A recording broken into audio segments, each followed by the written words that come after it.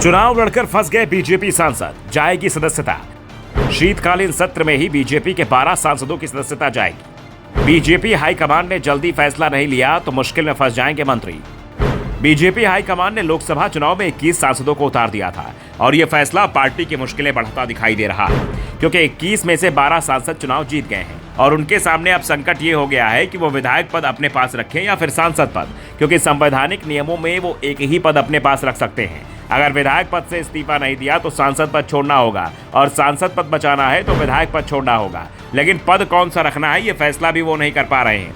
ये भी कह सकते हैं कि फैसला करने का उनके पास अधिकार ही नहीं है। फैसला पार्टी हाईकमान को करना है और इस फैसले से पहले हाईकमान को एक और फैसला करना है और वो है सीएम उम्मीदवार का, क्योंकि 3 राज्य जहां से सांसद विधायक का चुनाव जीते हैं वहां पार्टी को सीएम उम्मीदवार भी तय करना है और कई सांसद सीएम पद की रेस में शामिल माने जा रहे हैं। अब इन सांसदों के पास लोकसभा और विधानसभा में किसी एक को चुनने के लिए 14 दिन का ही समय है।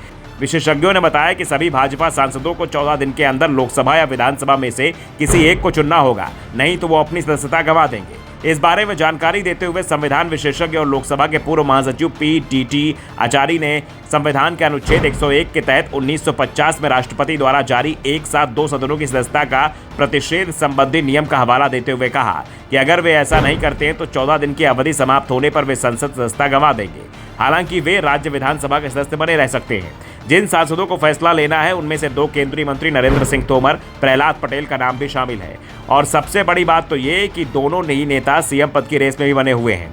इनके साथ ही कैलाश विजयवर्गीय भी सीएम पद की रेस में है, जो इंदौर 1 की मुश्किल सीट से चुनाव जीते हैं। वैसे दावेदारों में ज्योतिरादित्य सिंधिया का नाम भी माना जा रहा है, लेकिन सिंधिया ने चुनाव नहीं लड़ा था, इसलिए उनके सामने किसी सीट से इस्तीफा देने का दबाव भी नहीं है। दरअसल पिछले 10 सालों में बीजेपी के अंदर मोदी शाह युग की शुरुआत के बाद से ही हर फैसला पार्टी हाईकमान का ही होता है। पहली बार बीजेपी ने इतनी बड़ी संख्या में सांसदों को टिकट दिया और किसी सांसद ने इसका विरोध नहीं किया। ये भी कहें कि सांसद विरोध कर ही नहीं पाए, जबकि अधिकांश सांसदों की चुनाव लड़ने की इच्छा भी नहीं थी। केंद्रीय मंत्री नरेंद्र सिंह तोमर तो अपने विधानसभा क्षेत्र जा भी नहीं रहे थे और चुनाव लड़ने वाले पार्टी के आदेश पर कुछ भी नहीं बोल रहे थे। बाद में वो चुनाव लड़े और जीते भी। यही हाल जबलपुर के सांसद राकेश सिंह का था। वैसे चुनाव लड़ने की इच्छा तो कैलाश विजयवर्गीय की भी नहीं थी, लेकिन विजयवर्गीय किसी भी सदन के सदस्य नहीं है, यानी वो सांसद नहीं है, इसलिए उनके सामने किसी तरह की परेशानी भी नहीं है।